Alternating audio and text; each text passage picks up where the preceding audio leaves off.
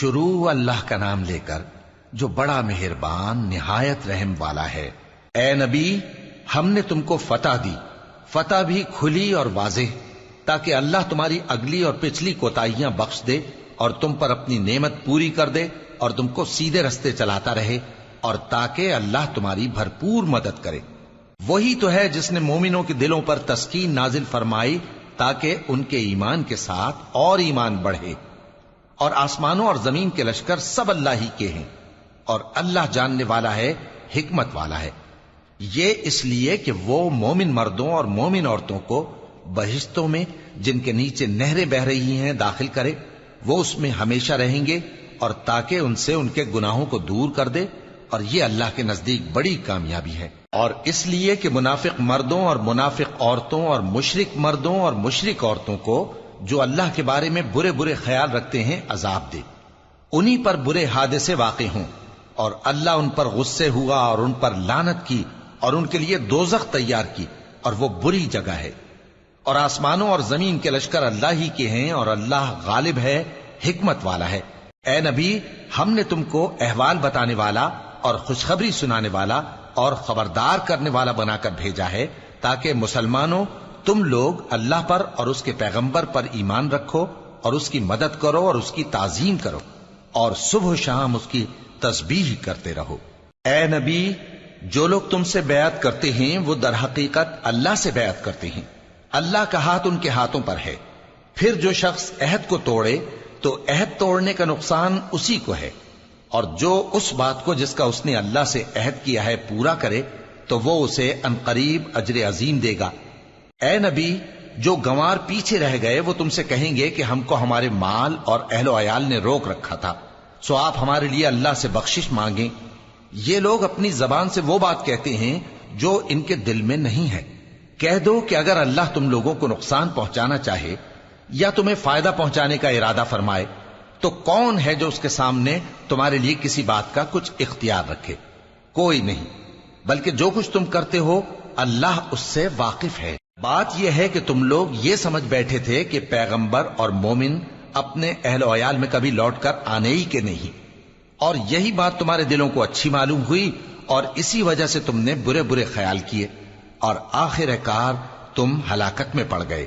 اور جو شخص اللہ پر اور اس کے پیغمبر پر ایمان نہ لائے تو ہم نے ایسے کافروں کے لیے آگ تیار کر رکھی ہے، اور آسمانوں اور زمین کی حکومت اللہ ہی کی ہے، وہ جسے چاہے بخشے اور جسے چاہے سزا دے، اور اللہ بخشنے والا ہے، مہربان ہے۔ جب تم لوگ مال غنیمت لینے چلو گے تو جو لوگ پیچھے رہ گئے تھے وہ کہیں گے ہمیں بھی اجازت دیجئے کہ آپ کے ساتھ چلیں۔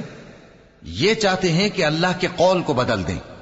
کہہ دو کہ تم ہرگز ہمارے ساتھ نہیں چل سکتے، اسی طرح اللہ نے پہلے سے فرما دیا ہے۔ پھر کہیں گے نہیں، تم تو ہم سے حسد کرتے ہو۔ بات یہ ہے کہ یہ لوگ سمجھتے ہی نہیں مگر بہت کم۔ اے نبی، جو گنوار پیچھے رہ گئے تھے ان سے کہہ دو کہ تم جلد ایک سخت جنگجو قوم کے ساتھ جنگ کے لیے بلائے جاؤ گے، ان سے تم یا تو جنگ کرتے رہو گے یا وہ ہار مان لیں گے۔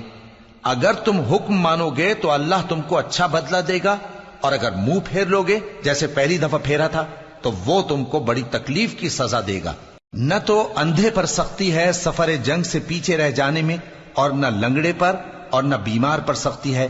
اور جو شخص اللہ اور اس کے پیغمبر کے فرمان پر چلے گا اللہ اس کو بہشتوں میں داخل کرے گا جن کے نیچے نہریں بہ رہی ہیں، اور جو روگردانی کرے گا وہ اسے دردناک عذاب دے گا۔ اے پیغمبر، جب مومن تم سے اس درخت کے نیچے بیعت کر رہے تھے تو اللہ ان سے خوش ہوا، اور جو صدق و خلوص ان کے دلوں میں تھا وہ اس نے معلوم کر لیا تو ان پر تسکین نازل فرمائی اور انہیں جلد فتح عنایت کی، اور بہت سی غنیمتیں وہ آئندہ بھی حاصل کریں گے، اور اللہ غالب ہے، حکمت والا ہے۔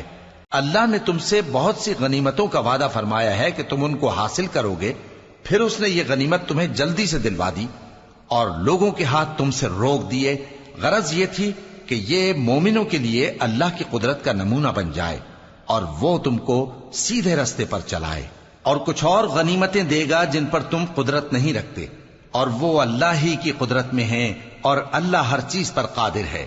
اور اگر تم سے کافر لڑتے تو وہ پیٹ پھیر کر بھاگ جاتے، پھر وہ کسی کو نہ دوست پاتے اور نہ مددگار۔ یہی اللہ کی عادت ہے جو پہلے سے چلی آتی ہے، اور تم اللہ کی عادت میں کبھی تبدیلی نہ پاؤ گے۔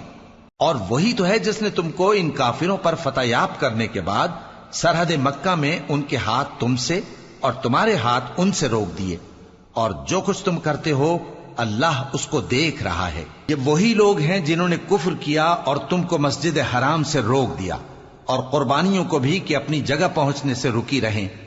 اور اگر ایسے مسلمان مرد اور مسلمان عورتیں نہ ہوتی جن کو تم جانتے نہ تھے کہ اگر تم ان کو پامال کر دیتے تو تم کو ان کی طرف سے بے خبری میں نقصان پہنچ جاتا، تو بھی تمہارے ہاتھ فتح رہتی، مگر تاخیر اس لیے ہوئی کہ اللہ اپنی رحمت میں جس کو چاہے داخل کر لے۔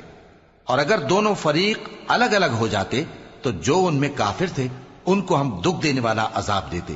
جب کافروں نے اپنے دلوں میں ضد کی، اور ضد بھی جاہلیت کی، تو اللہ نے اپنے پیغمبر اور مومنوں پر اپنی طرف سے تسکین نازل فرمائی اور ان کو پرہیزگاری کی بات پر قائم رکھا، اور وہ اسی کے مستحق اور اہل تھے، اور اللہ ہر چیز سے خبردار ہے۔ بے شک اللہ نے اپنے پیغمبر کو سچا اور صحیح خواب دکھایا تھا کہ تم انشاءاللہ مسجد حرام میں اپنے سر منڈوا کر یا اپنے بال ترشوا کر امن و امان سے داخل ہوگے اور کسی طرح کا خوف نہ کرو گے۔ جو بات تم نہیں جانتے تھے اللہ کو معلوم تھی، سو اس نے اس سے پہلے ہی جلد ایک فتح عطا فرمائی۔ وہی تو ہے جس نے اپنے پیغمبر کو ہدایت کی کتاب اور دین حق دے کر بھیجا تاکہ اس کو تمام دینوں پر غالب کرے، اور حق ثابت کرنے کے لیے اللہ ہی کافی ہے۔ محمد صلی اللہ علیہ وآلہ وسلم اللہ کے پیغمبر ہیں، اور جو لوگ ان کے ساتھ ہیں وہ کافروں کے مقابلے میں تو سخت ہیں اور آپس میں رحم دل۔ اے دیکھنے والے، تو ان کو دیکھتا ہے کہ اللہ کے آگے جھکے ہوئے سر بسجود ہیں اور اللہ کا فضل اور اس کی خوشنودی طلب کر رہے ہیں۔ کثرت سجود کے اثر سے ان کی پیشانیوں پر نشان پڑے ہوئے ہیں۔ ان کے یہی اوصاف تورات میں ہیں اور یہی اوصاف انجیل میں ہیں۔ وہ گویا ایک کھیتی ہے جس نے پہلے زمین سے اپنی سوئی نکالی، پھر اس کو مضبوط کیا، پھر موٹی ہوئی، اور پھر اپنے تنے پر سیدھی کھڑی ہو گئی، اور لگی کھیتی والوں کو خوش کرنے تاکہ کافروں کا جی جلائے۔